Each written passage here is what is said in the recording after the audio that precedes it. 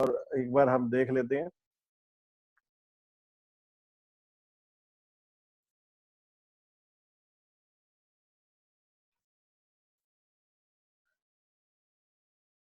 मैं आपको सबसे पहला वेबसाइट बता रहा था हमारा मनी कंट्रोल का। मनी कंट्रोल के अंदर आप देखेंगे home, corona virus, news, markets, mutual funds, commodities. हमें मार्केट्स और म्यूचुअल फंड का ही जाना करना है। जो लोग एमसीएक्स में डील करते हैं उनको कमोडिटीज का भी जरूरत होगा, तो वो कमोडिटीज में भी कर सकेंगे।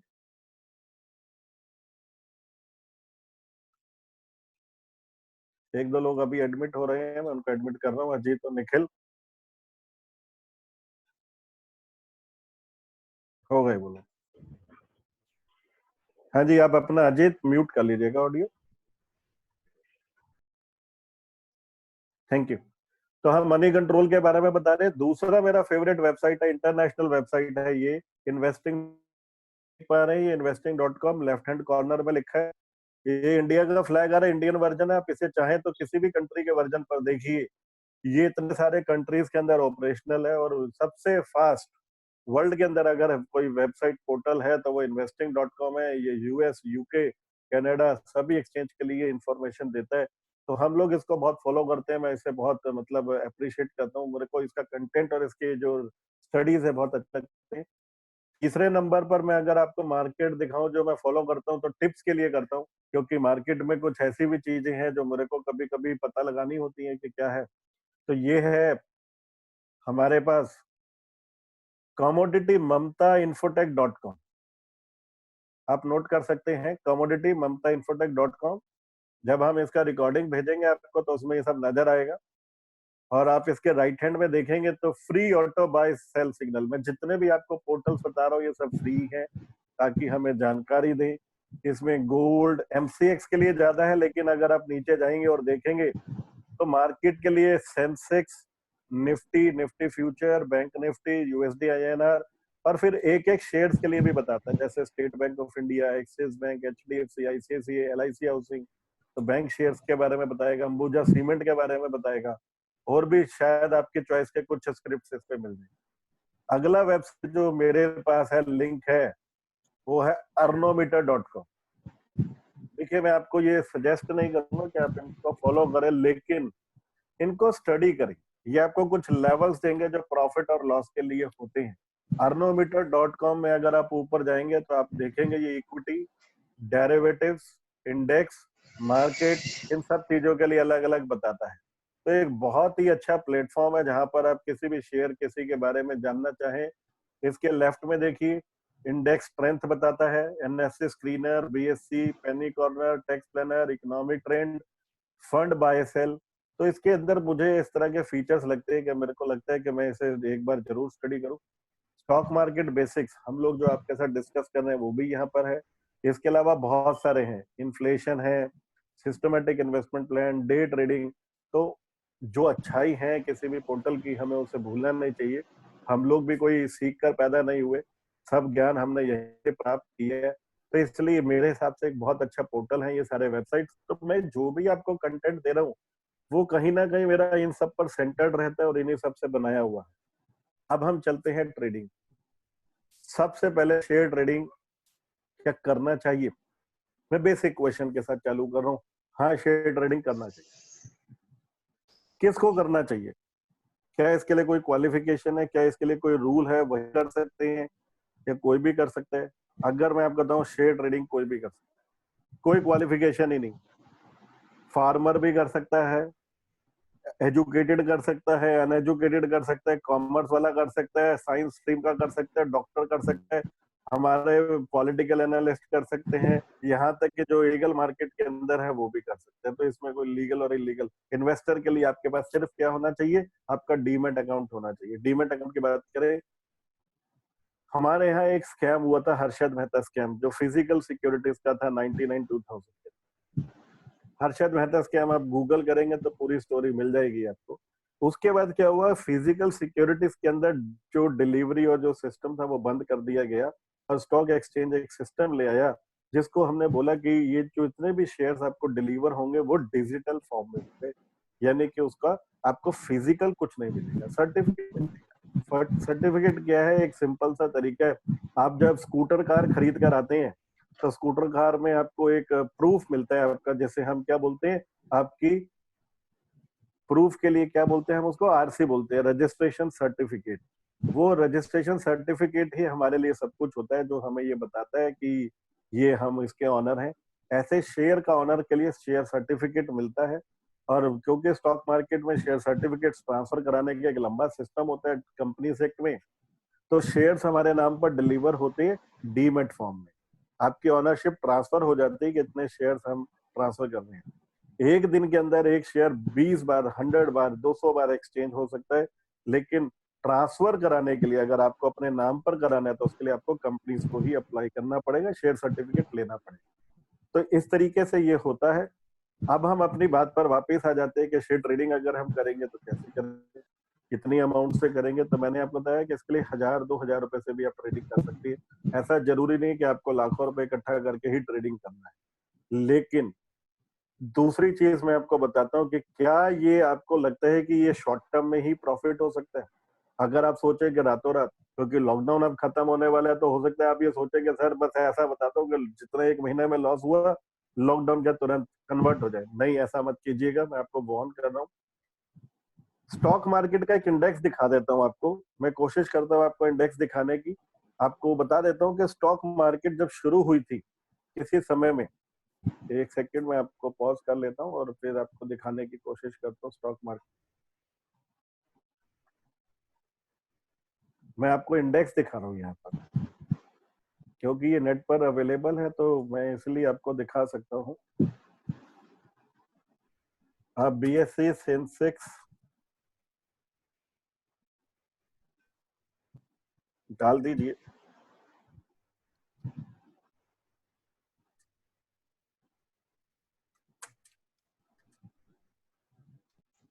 पिछले 10 साल का डाल दिया।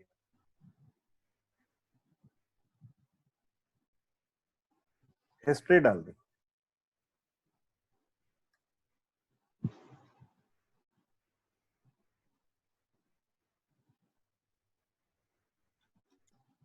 तो ये सेंसेक्स निकल आया है। मैं इसका ग्राफ आपको दिखाता हूँ।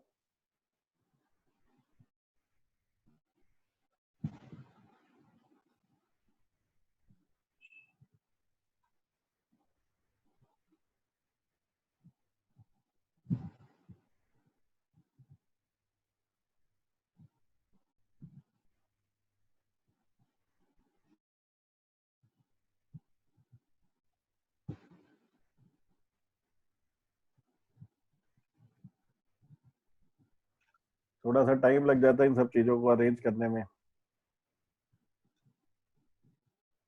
मार्केट चल भी रहा है ना लाइव।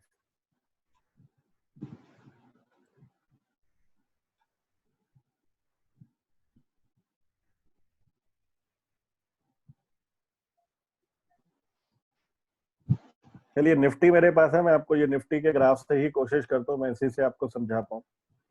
मार्केट देखिए क्लोज हो गया। मैं आपको ईयरली व्यू दिखाता हूँ।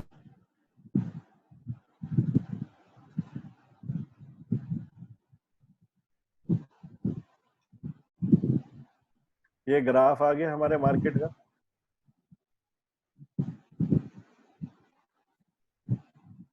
और अगर मैं इसे थोड़ा सा ज्यादा ले लूं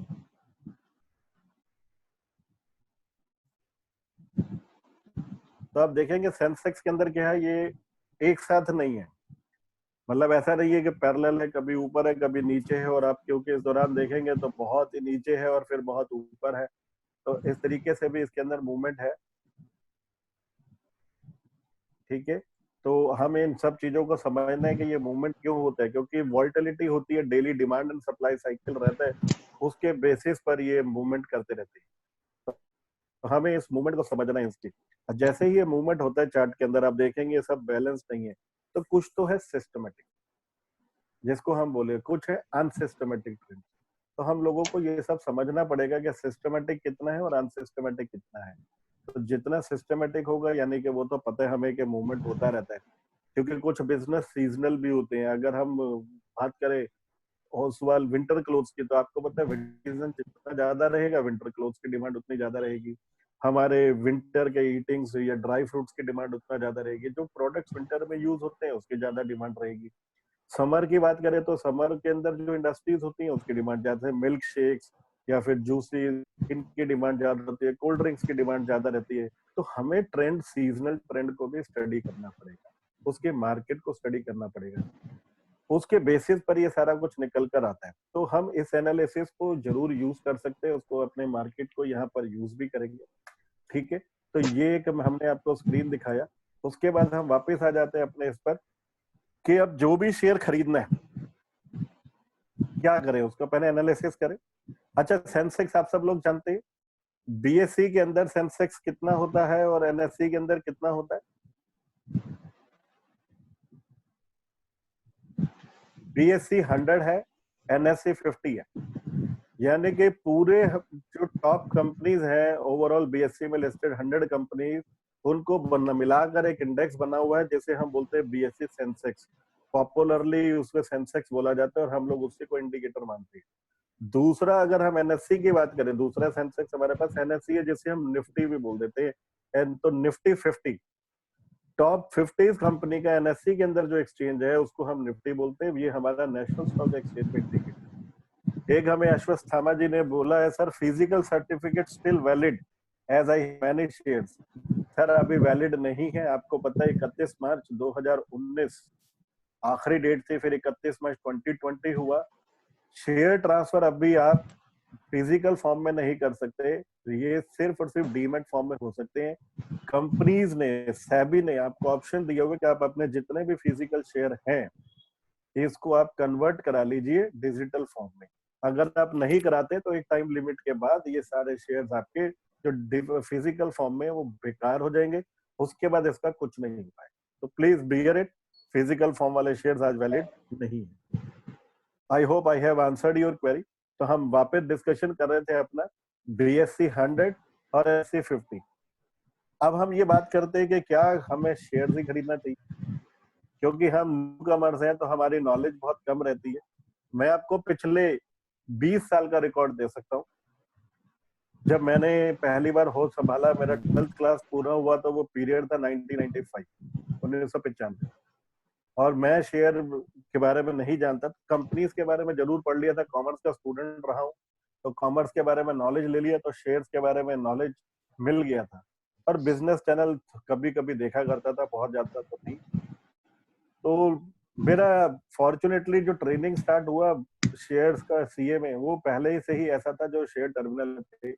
अंकुर बिंदल जी, आप अपना ऑडियो ऑफ कर लीजिए, म्यूट कर लीजिए, आपके ऐसे डिस्टर्बेंस आ रहा है। अंकुर बिंदल म्यूट कर ले प्लीज, थैंक यू। तो ये सब चीजें बहुत जरूरी है हमारे लिए।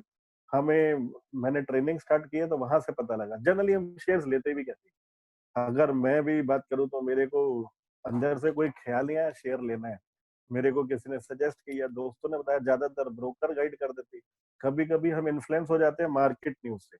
मार्केट के लोग हमें बोल देते हैं न्यूज चैनल के अंदर, ये वाला शेयर खरीद लो, आज ये बहुत अच्छा रिस्पॉन्स कर रहा है, वो हमें फ्यूचर कॉन्ट्रैक्ट सिखाते हैं। जैसे अभी एक शेयर की बात करें, जियो ने एक बहुत अच्छा डील किया फेसबुक के साथ। अपने 8.67% शेयर्स उसने फेसबुक को स्टेक में, जो मतलब हम बार्टर सिस्टम में कहीं एक्सचेंज कर लिए, और इसके बदले 50,000 करोड़। वर्ल्ड में अभी तक फेसबुक की ये पहली ऐसी डील है जहां पर वो कम प्राइस पे ज्यादा इन्वेस्टमेंट करेगा, अंडर वैल्यूएशन पे शेयर्स लिए और उससे ज्यादा इन्वेस्टमेंट वो करेगा।